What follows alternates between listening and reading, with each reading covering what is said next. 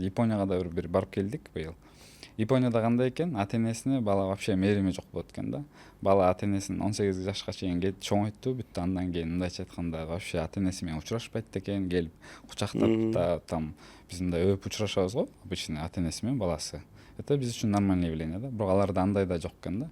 Ошол эмнеге аны айтып атам? Айтып атканым, кийин барып бул када салтка такалат экен да. Ошондо ойлойт экенсиң да, биздин кыргыздардын када салты жакшы экен баары бир.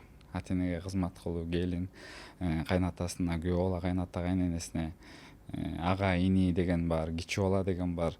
Ошонун баарында акырын келип чыгып, ата энелерибиз айтат го, тигине тыштаба, муну тыштаба, мындайды кылба, тигиндей. Ошонун баары эле туура экен да. Акырын убагы менен түшүнөт экенсиң да, эки жактарды башка өлкөлөрдү көргөндөн кийин биздин кыргыздардын када салтын көп туура жерлери бар экен да, ата бабаларыбыздын.